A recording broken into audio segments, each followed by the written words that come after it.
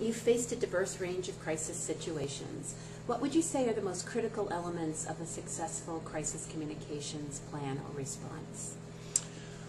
I think with us, a lot of it has to do with success. It's how you want to define success, really. I am one of these people who likes, especially in a crisis situation, to back away from the immediate situation and ask, what are we trying to accomplish here? What's the end game here? What do we want the end result to be? For me, however you define that end result, success is achieved by getting there and navigating your way through the crisis situation itself and getting to the objective. But the tough part is making sure everybody's on the same page with what that objective is.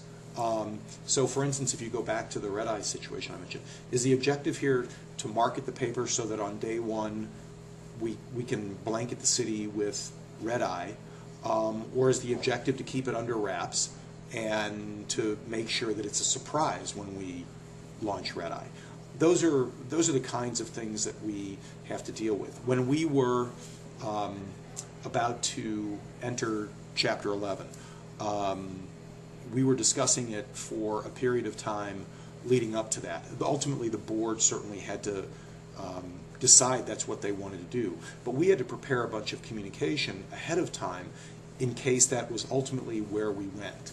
And that was very tricky because while I don't know that I would call the Chapter 11 restructuring process a crisis, I do think that we had media speculation around what we were going to do. When you expand the audience of people who know what you're working toward or may be working toward, and include bankers and lawyers and a variety of financial analysts, etc., more and more people know, and so there's speculation in the media. Well, how do you want to balance that with what your employees are reading in the paper about what their company and their employer may actually do? So, I think what we try to do is keep in mind what the objective is and try and keep everybody moving toward that objective. And if we get there, then to me that's successful without getting too diverted along the way. And that sounds like that's something, no matter what the crisis is, you would always want to have in place. Mm-hmm. It is very much so. Okay.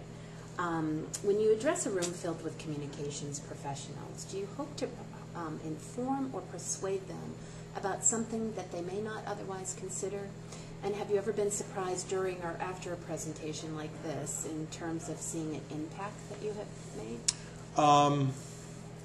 I don't know that I've necessarily been surprised. What I try to do is, in a presentation like this with a room full of communication professionals, is number one, not to bore them.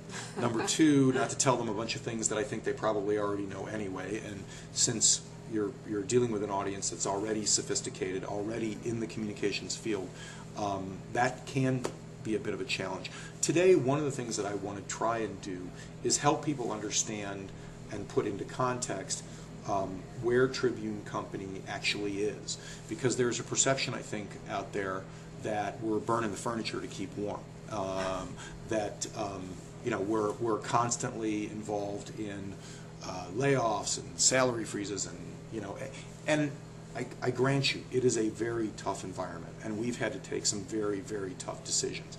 But we're also a different company than we were 18 months ago, and I think we are very much ahead of where our peers and competitors are in terms of their ability to deal with the same situation, because we got started earlier. We started changing our culture faster and earlier. We were, I don't know if this is necessarily a badge of courage, but or a badge of honor, but we were first into Chapter 11. We want to be the first out of Chapter 11, and we want to be in a position where we have the kind of financial strength that allows us to survive and thrive for many years to come. So one of the things I said when I was being interviewed for the podcast was, I'd like people to come in and suspend belief about everything that they think they know about Tribune Company, because I suspect there's some misconceptions about us and our business and how things are going. That's great. 2 more questions. Sure. What question do you hope someone asks you?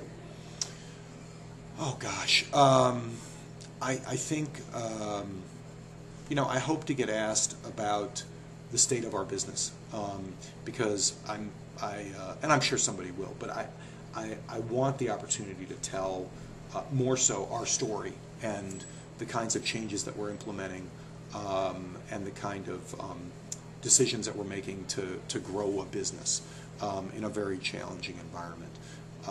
So I look forward to those kinds of opportunities, to talk about the company and talk about the things that we've been through over the last 2 or 3 years. And what question do you hope someone doesn't ask? I never go into a situation hoping that somebody doesn't ask a particular question, because this is a drill that I do with people that I work with at the company and that I know we're going to put in front of media, and we do it, and I've done it since I was in the agency world, and that is to sit down with somebody and say, okay, what are the 5 questions you don't want to be asked? Maybe there are 10 questions you don't want to be asked. What are the truthful answers to those questions? And then what can you say about the truthful answers to those questions? And there may be occasions where the truthful answer is something you can't share for reasons of disclosure, for reasons of competition or proprietary information, etc. And that's okay. But you've got to figure out a graceful way to do it. So I don't walk into a situation fearing somebody's going to ask me something, because I like to think I'm prepared enough that I can either know what the answer is or deal with it in a way that will both be a little bit enlightening and allow me to maintain a certain amount of cover. Great. Thank you so much for taking the time to do this. Yeah, absolutely.